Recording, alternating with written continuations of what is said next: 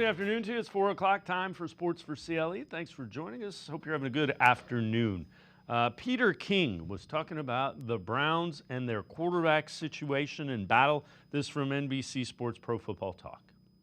If you are Kevin Stefanski, if you're the head coach of this team, and you know that you can't afford another 4-13 season or 5-12 or whatever it is, you can't have another one of those bad seasons, no matter who your quarterback is.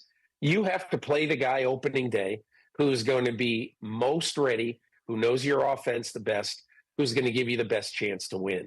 Now, in my opinion, just looking at it from afar, that's Joe Flacco. And we'll see who it is in training camp.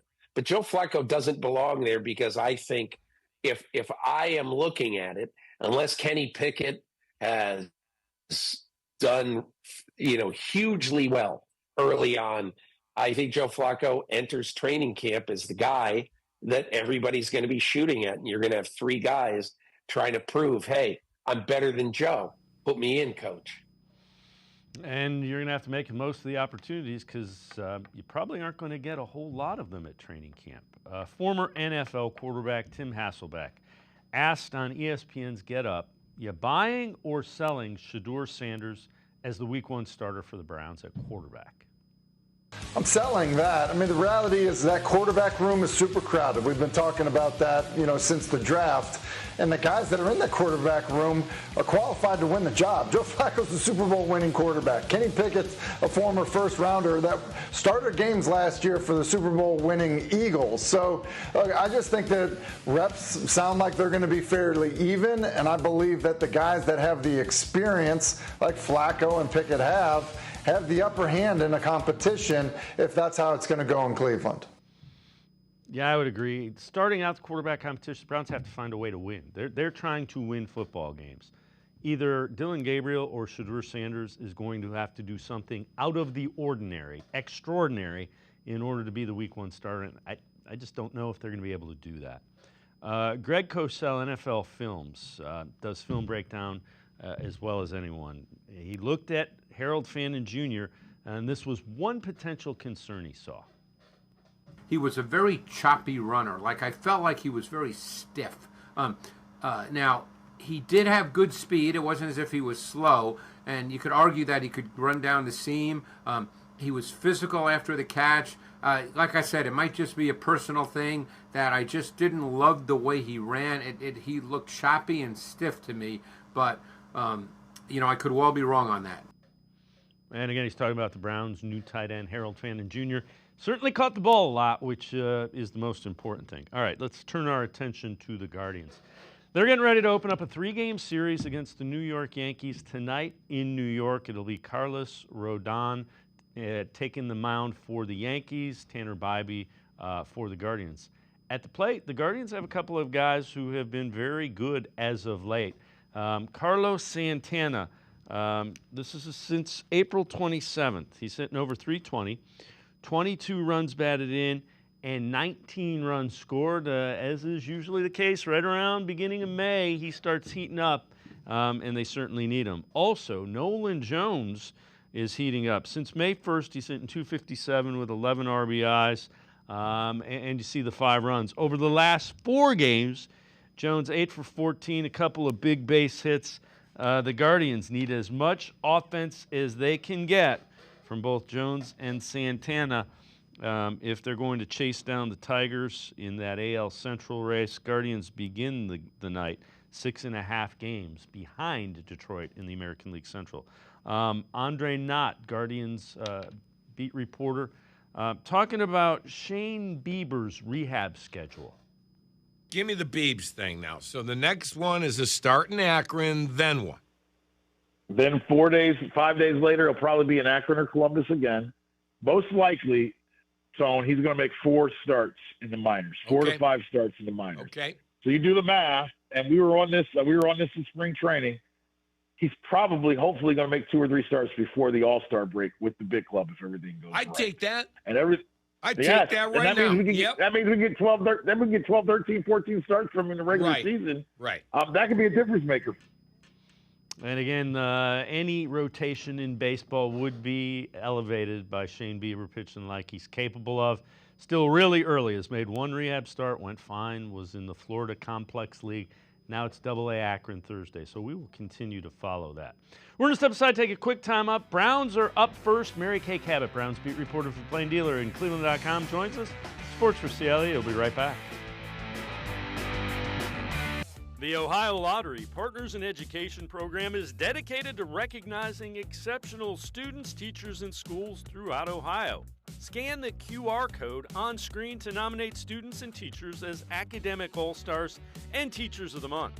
They must be currently enrolled or teach in grades K through 12. Is your K through 12 school developing students' literacy skills to achieve success in reading?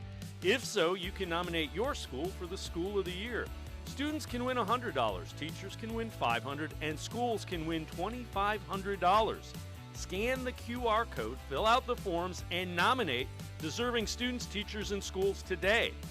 The Ohio Lottery Partners in Education program takes pride in honoring exceptional students, teachers, and schools across Ohio. Submit your nomination today. It's fun, fast, and free.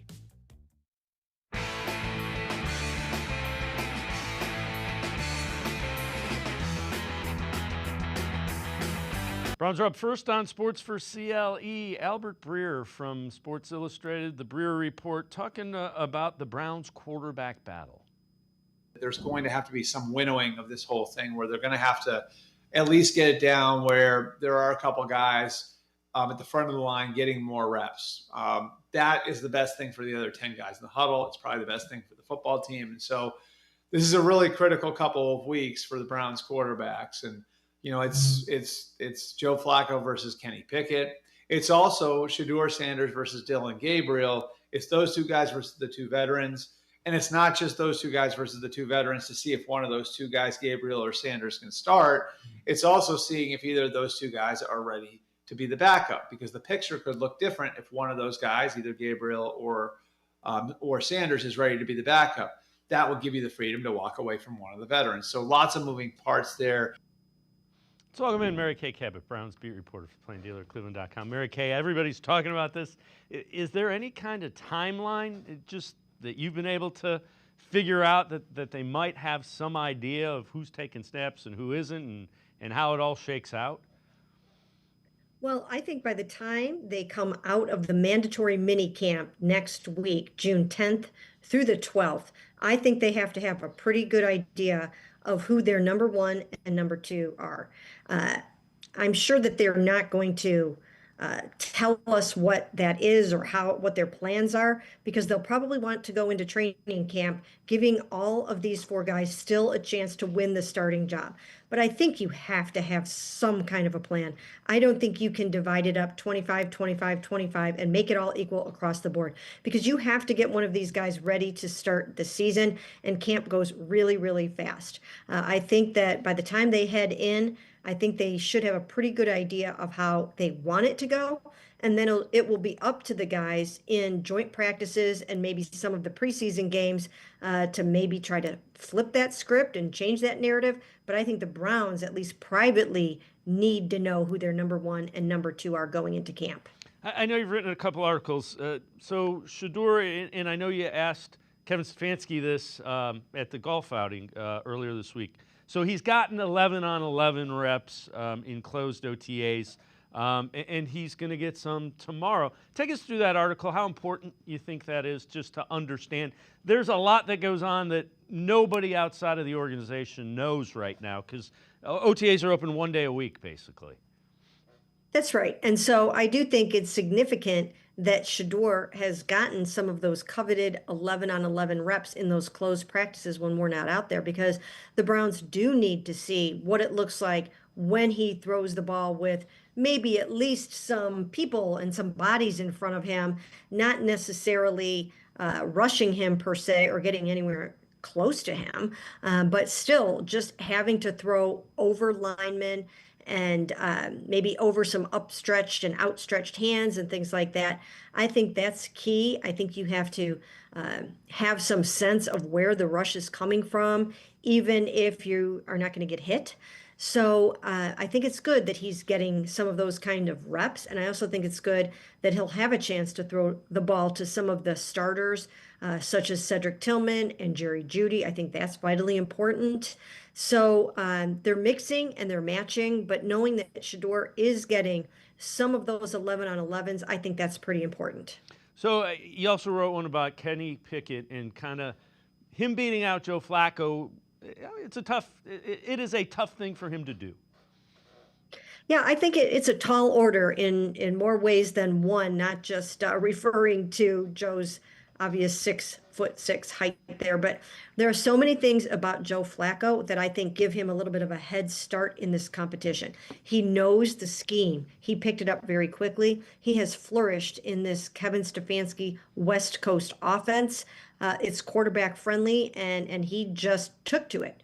He knows the coaching staff. He knows what they like. He knows what they don't like. He doesn't know all of the personnel, but he knows a fair amount of the personnel because he was here working behind mostly the same offensive line. And he was working with a lot of the same skill players. Some of them are different. Of course, when he was here, he had Amari Cooper, and he and Amari Cooper connected extremely well. So now he's going to have to develop that kind of chemistry with Jerry Jeudy. But I do think that Joe Flacco just has 191 starts under his belt to Kenny Pickett's 25. He knows how to pick up different schemes and terminology, and he just has a big head start. And when you go out there for training camp, when fans come out, he's going to ooh and ah with that big, huge arm, and he's going to connect downfield on some of those deep balls with Jerry and with David and with Harold and Sed. And I think that Kenny has his work cut out for him. Not that he can't do it, because I think the Browns would love it if Kenny Pickett wins this starting job. But I think he's got his work cut out for him. Yeah, he's a young guy. I mean, people tend to forget. If he would have been with one team, he'd still be on his rookie contract. That is how young he is in the league. You also wrote an article about Flacco, and I found it interesting. People continue asking him about mentoring, and, you know, it's not that he doesn't want to help the younger quarterbacks. I think when he answered it the way he did initially, it was like, oh, he doesn't want to help the young quarterbacks. I think what he meant was, my job is to be ready to play quarterback, and anything I know that they want to know, I'll share with them. Is that kind of what you took away from Joe's? Yeah, absolutely. It's, you know, for Joe, I think he's just been asked the question so many times over the last how many ever years, probably dating all the way back to when Lamar Jackson joined the Ravens in 2018, is when I'm guessing that Joe started getting asked the mentorship question. So here we are 8 years later, 7 or 8 years later, and he's still getting asked the same question. And we had already asked him that question on his opening press conference with us. And at that time, he kind of said the same thing. This is a no-win situation to try to answer this. So he had already covered it, and I don't think he wanted to go down that road again when he was asked about it last week. But I do think that that is how he feels about it, that he's to go out there, do his job to the best of his ability. He'll answer any questions anybody has for him, but his job is the very intense assignment of going out there and trying to start football games, and that's where he has to put his focus. So, as you might guess, a lot of voicemails about this. Let's head to the voicemail of Truth and Reason. Hey, Dave Burton from Cleveland. Just one thing for you today. Shador Sanders, this kid's a class act. I mean, he even came out and said he would clean Joe Flacco's locker if he wanted him to. I think he deserves a good chance, and I'm pulling for the kid now. I was with you before. You know, I wouldn't take him at number 2 in the draft. But, man, this kid's a class act. He says all the right things, and the locker room loves him, they say. Well, give me your thoughts, brother. God bless you, and you and the family be safe as always. And I'll be in touch, Dave. As always, appreciate all the voicemails. Mary Kay, I find him likable. He always seems to be in a good mood, always seems to have a smile on his face. And I think he probably is bothering Joe Flacco with questions about details. Yeah, and if he is, that's great. And if he is doing that, he's probably sort of doing it in his good-natured way with that big ubiquitous smile on his face that he always has. So I think that he is well liked in the locker room. I don't think that he comes in here thinking that he's better than anybody else at all. I think he's got a great dynamic personality. I feel like the Browns felt that way about him too. They didn't see some of the other things that maybe teams saw, or they didn't hear some of the things that other teams heard or put out there. They like his personality. They actually find him to be somewhat humble in some ways, even though that might not seem like it with the things that we've seen and heard about him. But just from an individual standpoint, he does seem to maybe have some of that in him. So, yeah, I do think that it's a good fit, and he's having fun and he's working hard. So I know this was asked in one of your Hey Mary Kays. What do you think, your early thoughts on the quarterback room and who may be the odd man out, if there is one? It's a great question, and it is so hard to answer because we don't know which quarterbacks are going to take the bull by the horns and surprise everybody in this quarterback competition. Each one of these quarterbacks has something that they have to do to come up the learning curve, to get better. I mean, even with Joe, who's been around forever, he's got to cut down on his interceptions. Kenny Pickett has to learn the scheme and the terminology, and he's got to learn how to work on his pocket presence and things like that. Shedeur Sanders has to learn to not drift backwards and take negative plays. Dylan Gabriel just has to get the whole picture and come up the learning curve. So each one of these guys has something that they have to try to figure out. But I would think that if Kenny can win the job the way the Browns felt like he probably could when they first traded for him, then I would think that they would possibly be open to trading Joe Flacco if one of the younger quarterbacks has demonstrated that he can be the backup. Mary Kay Cabot, Browns beat reporter for the Plain Dealer, cleveland.com, and I are going to step aside, take a quick time out. Other side of the break, we'll head back to the voicemail of Truth and Reason. Sports4CLE will be right back. Stay with us. At the Ohio Lottery, we make Keno fun your way. So go on, pick your wager. Will it be $1, $2, $10, or more? Your call. Then it's as easy as picking up to 10 numbers. Use any inspiration you like. You can even tag on the booster for a chance to boost your winnings up to 10 times. Every few minutes across Ohio, 20 out of 80 possible numbers are drawn. And if enough of yours match, you win. Keno is always fun your way.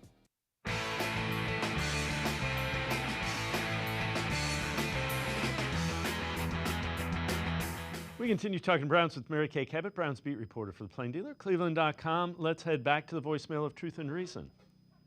The Browns need to let their young wide receivers actually play and have a chance to make a name for themselves. Guys like Michael Woods, David Bell, Jamari Thrash, and even Cedric Tillman. We're always talking about bringing in another big name wide receiver in a trade or something like that, but we're not allowing our young guys to develop. People are always saying they're unproductive, but they're not getting targets. It's time for the wide receivers, coach, and the offensive staff to actually do their job and develop these guys. Michael Woods has a lot of ability. So does Jamari Thrash, and David Bell can really catch, and he's a good possession receiver. Start developing these guys so they can actually be productive. Hopefully the Browns can have a decent season, and I'm a little bit more optimistic than others. Go Browns. As always, appreciate all of the voicemails. Mary Kay, any young player, young receivers, have to be productive in practice to earn playing time. That's part of the job. Right. And here's the thing with the receivers in this particular camp, in this spring and summer, is the fact that they are running concurrent drills. So they've got 2 sets of 7-on-7s going on when they're not all on the same field for 11-on-11s. So they're splitting them up, and they have divided the receivers. There's like 6 and 7 or 7 and 6 or somewhere around there.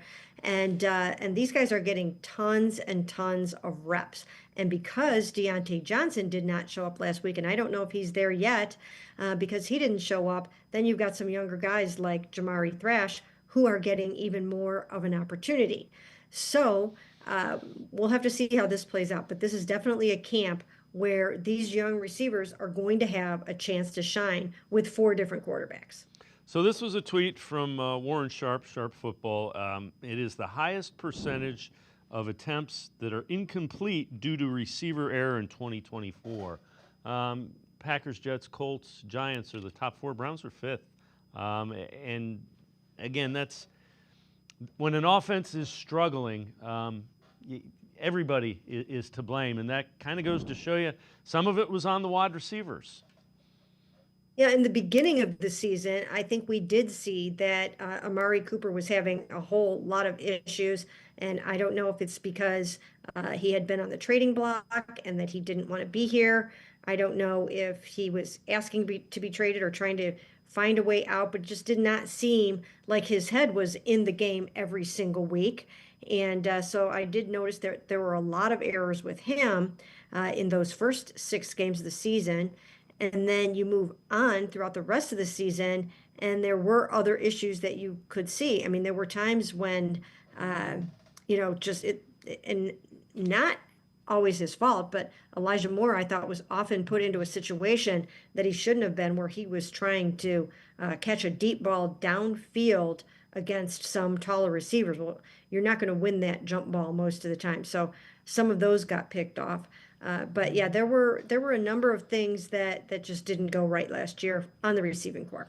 So you mentioned Deontay Johnson. This is one of your Hey Mary Kays. Do you think the Browns have an adequate receiving corps if Deontay Johnson plays up to his potential?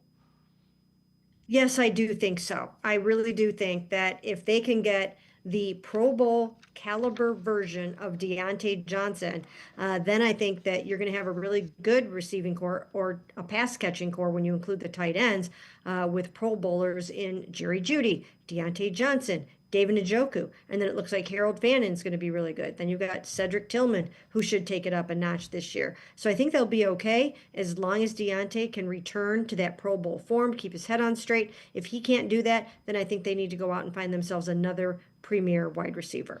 So, we don't know what's going on with Deontay Johnson in his world, so that it might be something. But given what he went through last year and all the questions that were around him, were you a little surprised that we haven't seen him at OTAs? I am, and I'm just wondering from your perspective. Kevin keeps saying they're voluntary. I get that. But there's a real opportunity for him to really revitalize his career here. Right. I've been saying this and writing it. If he's got a good excuse and a good reason for not being here, then by all means, go take care of your family obligations or whatever it is that you're trying to do. But if he doesn't have a great reason for being here, then then I think that's a little bit of a cause for concern. So I'm going to give him the benefit of the doubt right now and say that I do think that he probably has a good reason for not being here, because I think he knows that this is one of his last opportunities and his last chances to make it in the NFL after 3 teams gave up on him last year. We'll be out there again tomorrow. We'll see if he's there. If he's not, I'll keep trying to find out what the situation is. But if there were any way that he could physically be here for the OTAs, I think he needs to be. Another Hey Mary Kay. Do you think the Browns add a veteran wide receiver before or after cutdown day? If they don't think that they can count on Deontay Johnson, then I do think that they will add another receiver. I do think that they need someone who is capable of somewhere in the 1,000-yard neighborhood. Now, again, they should have said Tillman healthy for the whole season this year. At least they hope they will. And maybe he approaches those kinds of numbers and that kind of production. But I think that unless they have a solid Deontay Johnson, that they need another one. So another guy that is intriguing is the running back, Quinshon Judkins. He was asked about the Browns draft class that he is a part of.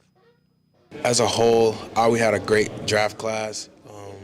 So I think everybody brought attention to, the talent that we have as everybody in this draft class, the talent, the work ethic, really everybody that just came in with that mentality ready to work. And, I feel like for myself, as a competitor, as a player, that was one of my goals, when I come to be a Cleveland Brown, I'm coming to, change the organization, come and contribute, do the best I can. I know what it takes to win, so I'm going to bring that mentality here to Cleveland and do the same thing.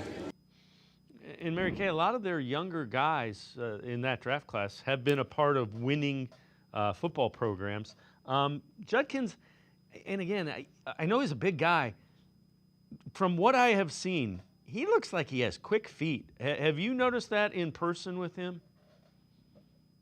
I have. I really have. And I mean, you're right. He is a big guy. He's fast. He's powerful. He's agile. And he does remind me of Nick Chubb in so many ways, except for maybe, Nick was more quiet than Quinshon is. I think that Quinshon's going to bring a little bit more personality to the job and maybe be like a little easier for coaches and players to kind of goof around with a little bit, although it was fun back in the day to see Kareem Hunt was always able to get Nick Chubb to laugh and smile, and that was always fun to see that because you knew it was hard to come by. But so Quinshon brings a little bit more, he's a little bit more talkative, but just from a physical skill set standpoint, he reminds me in some ways of Nick. So again, one of your Hey Mary Kays, and I think it's a great question. No matter who wins the quarterback job, do you think they're going to be looking at 8, 9-man boxes again, just because of the way this team is currently constructed? I don't know. I can't honestly say that I necessarily feel that way because you've got some guys that can bring a lot to the passing game in this quarterback competition. Just Joe alone. I mean, I think that you would be putting yourself behind the 8 ball there if you're trying to stack the box and leaving him with a bunch of matchups downfield that he really likes. So I don't really see it that way, depending on who wins it. I do think that maybe one or two of the others, maybe you would tend to run the ball more. But if Joe is out there, I think they're going to be airing it out quite a bit. The other thing that I would say is Judkins is like Nick Chubb. The 8, 9-man box might not be a great idea with him because one man bringing him down could be a problem, and he has the speed to break it. Yes, he does. It's going to be interesting to see if he is like Nick in the regard where Nick would get stronger as the game went on. And by the fourth quarter, you could almost always count on him ripping off a nice long run. So I'm very anxious to see how that's going to go. I like the revival of the running game on this football team. There's a lot of energy. There's a lot of fun. There's a lot of personalities. I think it's bringing the best out in Jerome Ford, too, because now he knows there are guys like him that can go in there and catch the ball really well out of the backfield. Dylan Sampson can do that. And so it's going to be a good competition, and they're going to end up with a very good running game. Mary Kay Cabot, Browns beat reporter from cleveland.com, and I'm going to step aside, take a quick timeout. Other side of the break, we continue talking Browns. We'll see what Mary Kay will be watching when OTAs are going on and open to the media tomorrow. Sports4CLE, be right back. Stay with us. Come back to go forward. Back to learning new things. Back to pursuing your dreams. Tri-C has flexible learning options to fit your life. And every year, more than 1,000 local companies provide Tri-C students with real-world learning. The right education can boost your lifetime earning power by hundreds of thousands of dollars. Start now with a college education you can afford. Tri-C, where futures begin.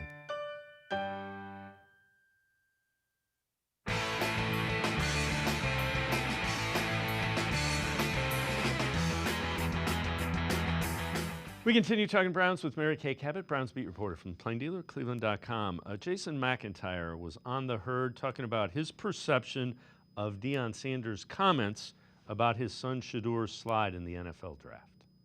My friends, is why Shedeur Sanders fell in the draft. I thought it was probably 50% Deion, 50% Shedeur. I'm now thinking NFL teams, front offices were just like, no thank you on Shedeur Sanders precisely because of this. Folks, it's the beginning of June, and Deion is already complaining about his son and what went down at the draft.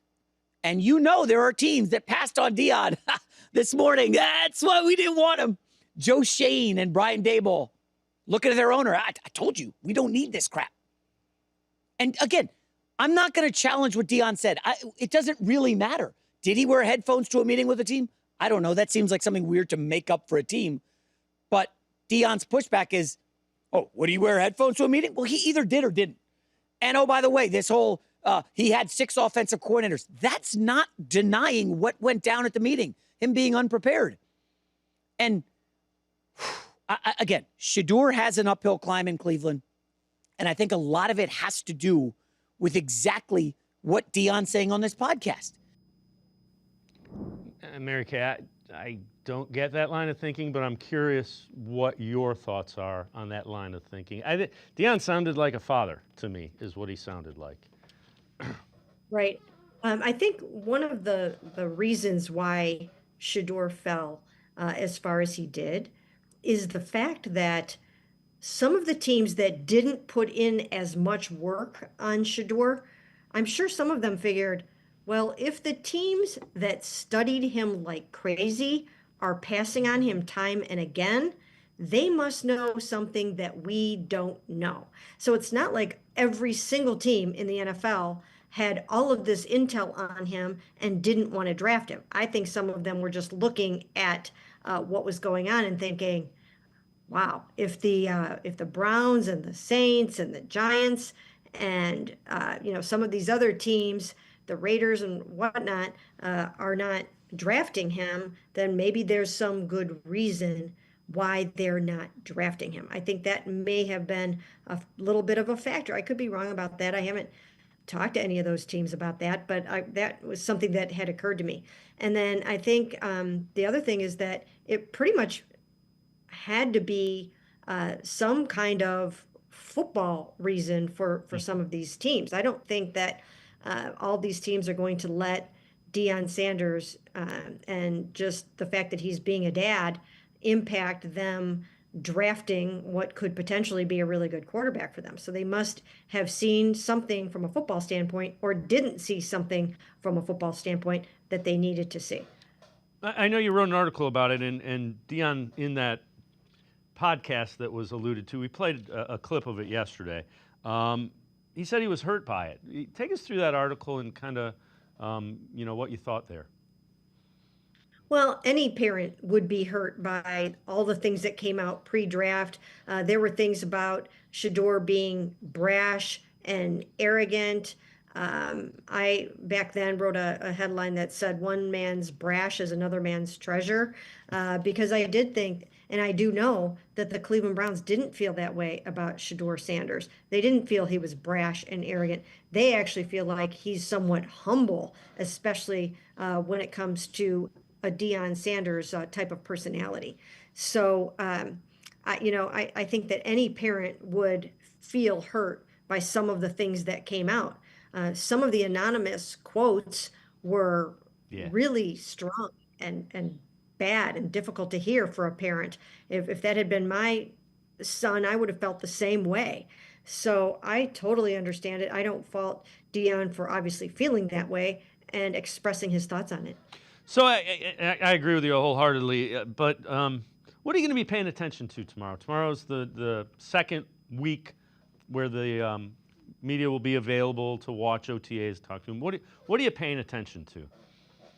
Well, once again, first of all, we've got to be looking at the quarterbacks, and what I want to see is what's different. How are they switching it up? What's different from last week? We know last week Shedeur didn't get any 11 on 11s, and Kevin, when I asked him yesterday, said he would get some 11 on 11s in this practice, and that he did get some in the closed practices last week. So I will be looking to see who's doing what, when, where, because that could possibly mean that somebody earned some reps that they didn't get previously, or it could just mean that Kevin is mixing and matching things the way that he promised that he would from the jump. So I really want to see the order of operations of the quarterbacks. I think that's very key. I want to see if Deontay Johnson is going to show up. I want to see if, I think Greg Newsome will probably be there because he was at the golf outing yesterday and maybe he had some obligation last week that prevented him from being there. So let's see if he's going to be there. I wonder if David Njoku is going to be there. I do think that it's important for him to come if he can. And And then some of the younger guys, I think it's good to keep seeing some of the younger defenders and even some of the younger offensive linemen getting good experience. So, from another one of your Hey Mary case, what's realistic for Browns fans to expect in 2025, given it's a really tough schedule and there's a lot of uncertainty about the quarterback position? Well, I could see them winning maybe 7 games, maybe even 8 games if they can cut down on the turnovers and win that turnover battle every single week. I think they should be able to double their win total from last season just by virtue of winning the turnover battle a bunch more, and then maybe you move on from there. But it's always going to come back to the quarterback. It's going to come down to what kind of quarterback play that you're getting. Are you throwing touchdown passes or are you throwing interceptions? Are you moving the chains? Are you not? So it's very hard to predict this football team right now until we know who the quarterback is going to be and what he's going to look like. So before I let you go, I have to congratulate you. We showed you are the Bill Nunn Award Junior winner as the long-time contribution to pro football by the Pro Football Writers. You will be honored at the Hall of Fame Gold Jacket Dinner, so congratulations. Thank you very much. I'm very honored to receive this award. I'm really looking forward to August 1st. I've already heard from so many cool people. I got a note from Mike Tomlin today. That was cool. Actually sent in the mail. And then I've heard from Joe Thomas. He's looking forward to the Gold Jacket Dinner. And it's just been a whirlwind week. And again, I'm very humbled and honored and very excited about this. Appreciate it, as always, our Hall of Fame reporter, Mary Kay Cabot. Thanks so much for the time and the insight. Thanks for having me. Mary Kay Cabot, make sure you check her out. Great Browns coverage for the Plain Dealer, cleveland.com. We're going to step aside, take a quick time out. Steve Palazzolo from the 33rd Team and the Check the Mic podcast straight ahead. Stay with us. At the Ohio Lottery, we make Keno fun your way. So go on, pick your wager. Will it be $1, $2, $10, or more? Your call. Then it's as easy as picking up to 10 numbers. Use any inspiration you like. You can even tag on the booster for a chance to boost your winnings up to 10 times. Every few minutes across Ohio, 20 out of 80 possible numbers are drawn. And if enough of yours match, you win. Keno is always fun your way.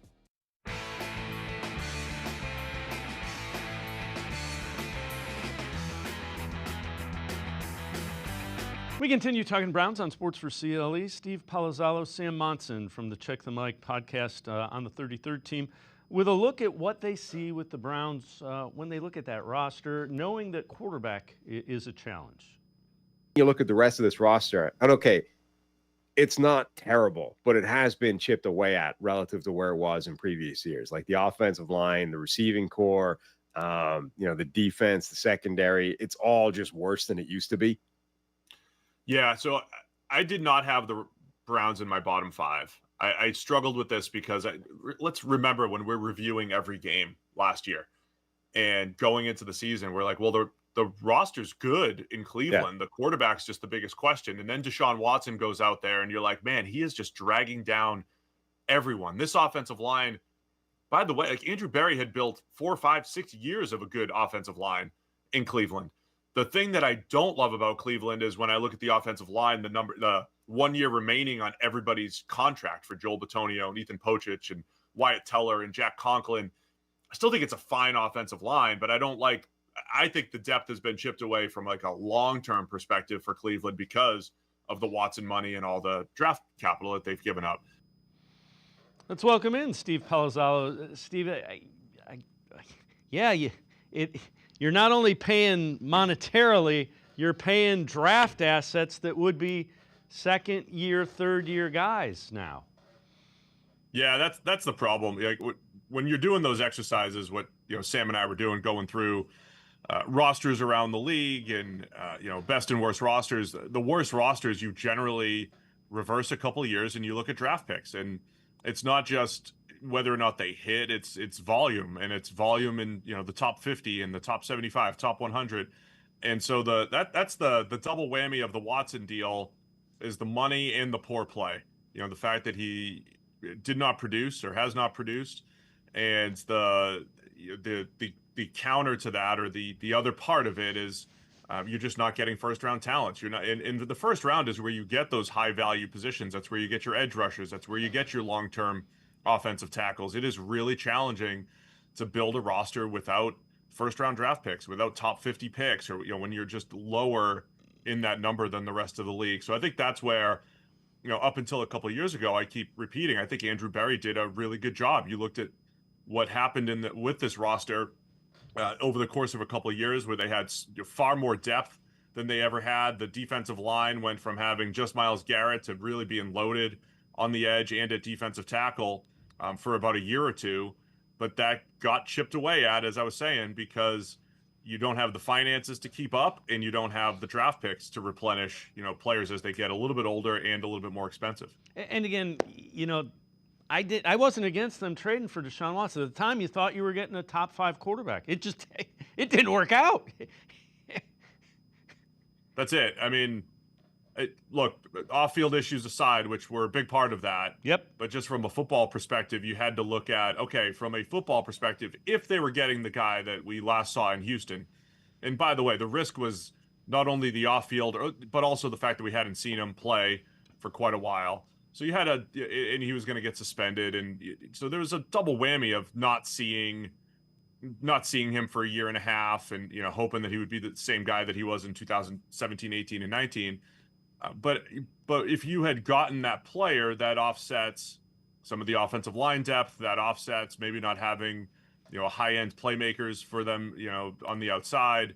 It offsets a lot, but instead you got a far worse version of Deshaun Watson on the field than we've ever seen before, and one of the worst versions of any Browns quarterback in recent years, just because it made the offensive line look worse. It like I said, dragged everybody down. So that's it all adds up, man. It all adds up as where the Browns are at this point. And we talked about just how bad that offensive was last year, and this kind of puts it in perspective. This is from Sharp Football.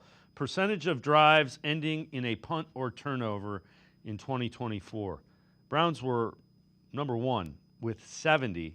The next closest is at 62, and those are 3 of the 4 worst teams in football. But 70% of their drives ended in punts or turnovers, and that has to come back to quarterback. That's all quarterback play.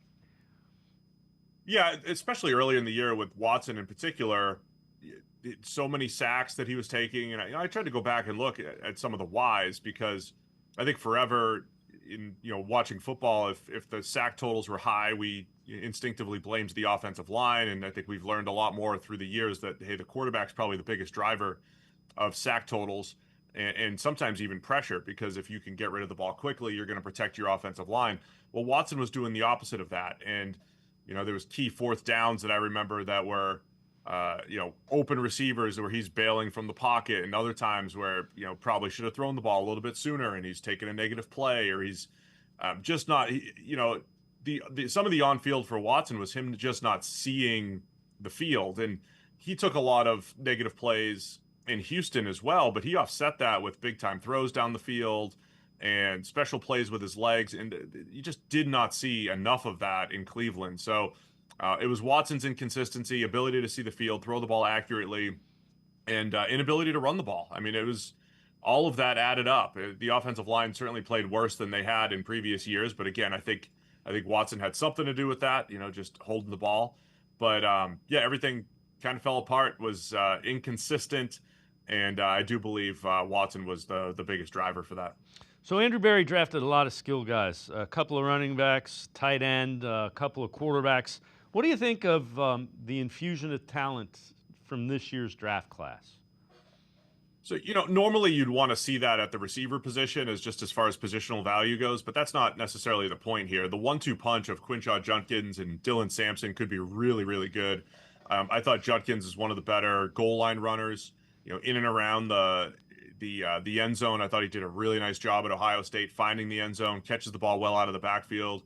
Dylan Sampson, just really difficult to tackle, big play threat for Tennessee. Another guy that, had a nose for the end zone. I thought he did a really nice job in that Tennessee scheme.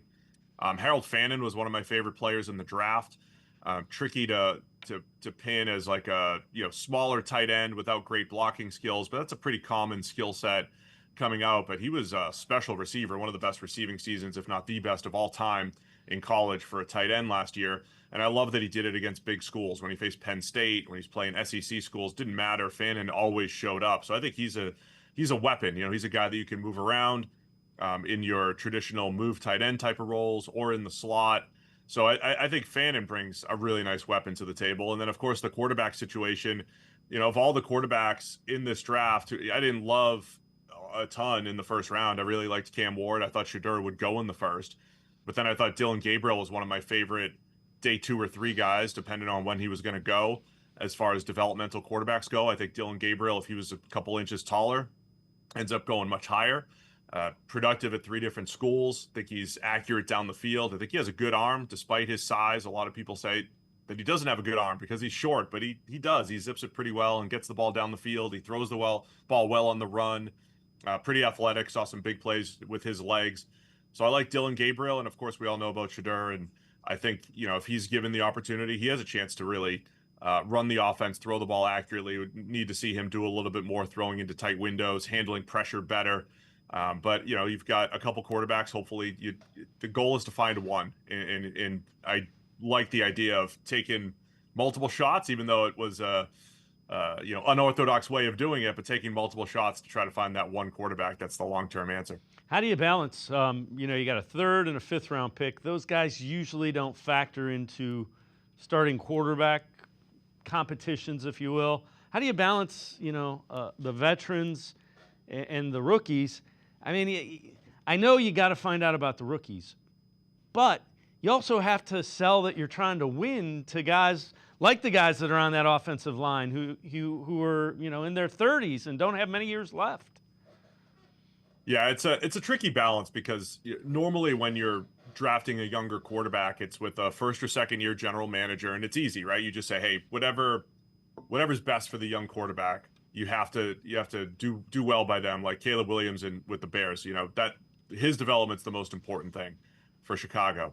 But it's usually with the younger GM, and I think with Barry and where he is, I think that should still be the goal, which is we have to find a guy for 2026, and we actually have to find out sooner rather than later if Shedeur Sanders can play or if Dylan Gabriel can play, because next year we might be set up to pick in the top 10 again, and there'll be multiple quarterback options again, and we might have to go back to that well. So I think it is tricky, maybe selling the veterans, but I think the Browns declared they're in a transition time. It's a rebuild, which doesn't mean tear it all down and build it back up again. It just means you might have to sacrifice wins in year 1 to find out what the long-term answer is. Because if you can't solve the quarterback position, it doesn't matter what the rest of the roster is. And so I think they have to do everything they can to get reps for Dylan Gabriel, for Shedeur Sanders, maybe to the detriment of Joe Flacco and Kenny Pickett, right? It's just make sure that the young guys get out there, see what you have in them, and know if you have to draft a 1st-round quarterback next year, because you have to get that solved, and you have to get as many answers as possible, I think, this year from those rookies. Before I let you go, when you look at the Browns' defense, they add Mason Graham. You put him next to Myles Garrett. That seems like that would be pretty good. How good do you think this Browns defense can be? Yeah, defense is always tricky. Tricky year to year to project, and you saw that with the Browns coming out of 2022. They were terrible. They added all the D-line talent, changed the scheme. They were one of the best in the league, but they did seem to have this penchant for giving up big plays, despite their secondary talent and their pass rush. And last year, I think it kind of came back to bite a little bit. So it's tough to project year to year, but all the talent is there. I think they have a pretty good starting 5 in the secondary between the 2 safeties and the 3 starting corners. So I think they have good potential there. And then the defensive line depth, again, we saw in 2023, when it's more than just Myles Garrett, they can really cause some problems for opposing offenses. And I think Mason Graham does add that disruption. I think they have some of those pieces. I think Michael Hall Jr. has a chance to take a big step forward in year 2. So I like the depth up front. I like the depth in the secondary. I know not having JOK is going to be rough at linebacker, but getting Carson Schwessinger at the top of the 2nd round, I think he's got a chance to step in and play as well. So I think they have all the potential in the world to be a very good defense, maybe not fully to the 2023 level, but close. And again, defense is fickle year to year, but they have all the talent, and I like the defensive line depth, especially with Mason Graham coming in. Steve Palazzolo, appreciate the time and the insight as always. Thanks very much, Steve. Yep, you got it. Thank you. Steve Palazzolo, make sure you check him out. Check the Mike podcast with him and Sam Monson on the 33rd team. We're going to step aside. We will continue talking Browns. Chris Easterling, Browns beat reporter for the Akron Beacon Journal. Straight ahead. Stay with us. Come back to go forward. Back to learning new things. Back to pursuing your dreams. Tri-C has flexible learning options to fit your life. And every year, more than 1,000 local companies provide Tri-C students with real-world learning. The right education can boost your lifetime earning power by hundreds of thousands of dollars. Start now with a college education you can afford. Tri-C, where futures begin.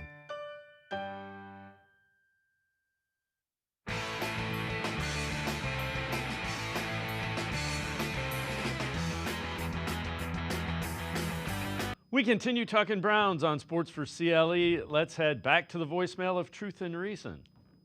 Well, guys, I see Jed Willis is going to sit out the whole year. Just like we said last year when he had his knee operated on, why wasn't he playing?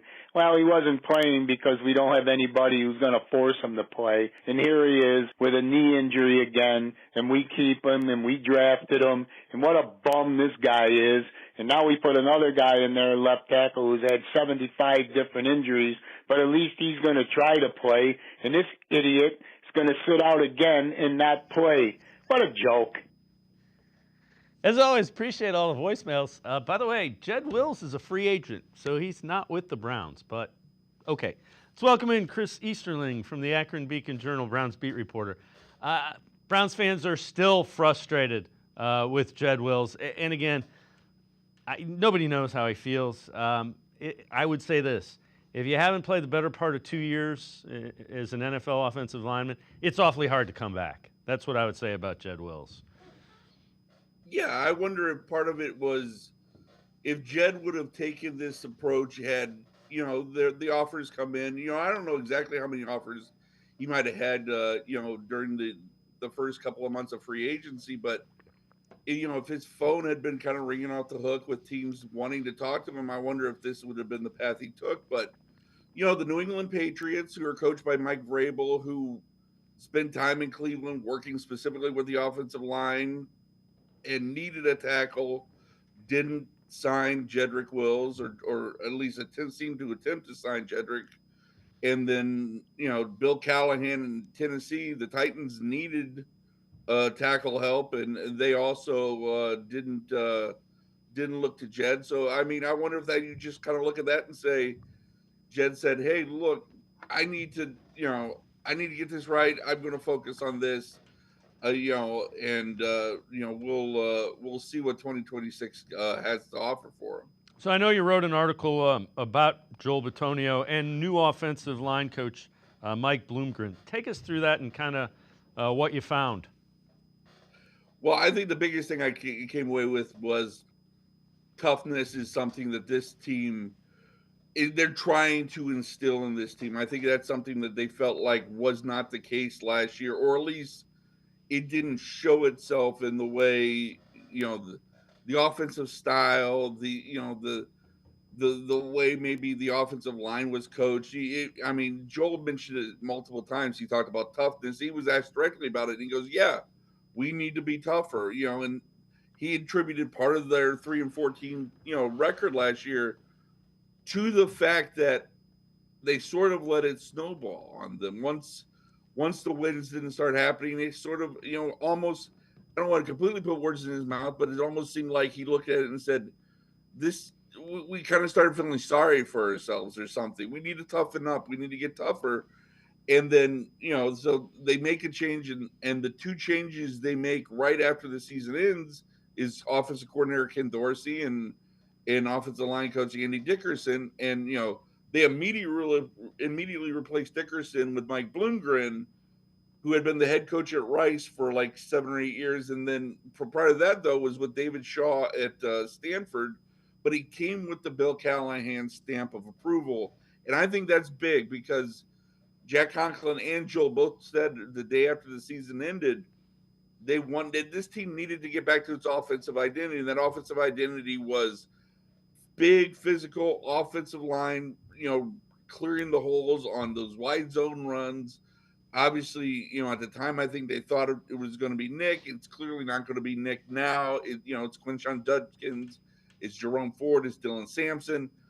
But I think that's what, and Joel, being in those meetings, even though he's not on the field for OTAs, I think he's seeing that it's not just words with Mike Bloomgren. Mike Bloomgren is that sort of old school type of offensive line coach. It's it's toughness. It's in your face a little bit. It's it's getting the best out of the offensive line because they need to be the meanest group on the field because of what they're asked to do. And I think just in the earlier returns, it seems like Joel really likes not just what Mike Bloomgren is bringing to that position, but I think he really likes just kind of the general overall direction that the offense is going to look with, kind of getting back to the old Kevin Stefanski offense of 2020, 2021, only with a different offensive coordinator with Tommy Rees. You also wrote another article about Jerry Jeudy, and you say he's no stranger to different quarterbacks. So including the Browns, and this one's 11 starting quarterbacks in his 5 seasons. That's a lot. It might explain why his production has been a little uneven. Take us through that article. Well, I was just, I know it's funny. Their best wide receivers the last few years have been guys who haven't been strangers to dealing with a lot of quarterbacks. Amari Cooper went through a lot of quarterbacks between the Raiders and the Cowboys, and then did the same during his time in Cleveland. And then Jerry Jeudy, his whole career in Denver, they were sort of in the same spot the Browns were in terms of just kind of rotating a lot of guys through because they couldn't find an answer. And then they get Russell Wilson, but their trade for Russell Wilson in its own way didn't work out for them because the Russell Wilson they got wasn't the Russell Wilson clearly that he was in Seattle. So, I mean, it's just, it was more looking at, the Browns have 4 quarterbacks vying for this starting job. And how difficult is it for a wide receiver to deal with get on the same page when you have all these different quarterbacks? And, to his credit, Jerry's like, I have to make it easy on whoever the quarterback is. I have to be the guy out there, and getting open, giving them a target to throw to, giving them opportunities to make plays, and I've got to catch the ball also. So, Kenny Pickett called him an easy guy to throw to, and they'd been working in South Florida even before Pickett was traded to the Browns. So, I think it's a sign that Jerry sort of understands. Jerry's sort of taking the bull by the horns. I think it's a good sign of Jerry kind of taking some leadership and taking some control of, look, I'm not going to sit here and whine about the quarterback situation, the hand I've been dealt in terms of the quarterbacks I've had to work with, or I can go out and I can build off of what was an outstanding season and show that wasn't just a one-off. That's the real Jerry Jeudy. That's the Jerry Jeudy who was a first-round draft pick coming out of Alabama in 2020. Before I let you go, tomorrow is the next chance that you get to go out to OTAs. Second week, one last week, one this week, where the media can watch what's going on. What are you paying attention to? What do you want to see? Again, they're in helmets and shorts, basically. I just kind of want to see difference. What's different this time compared to a week ago? How many reps is, who's getting the team reps? How are the team reps structured? Who's throwing where? How much variance is there from one week to the next? Because, that's the biggest thing really you can see. I think next week when mini camps there, we're there 3 straight days, I think that's the best opportunity to sort of see a true progression because you're going to see day after day after day, you're going to be there and kind of be able to see, at least on the field, what they're doing and how, who's doing what.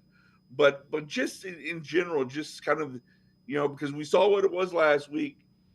What's different, because, it's like getting a screenshot really of a movie. It's only a very, very small piece of this overall picture that is this off-season program. So, but it's still going to be fascinating. It's going to be interesting to see who is there. It's voluntary, but if Deontay Johnson's there, what does he add?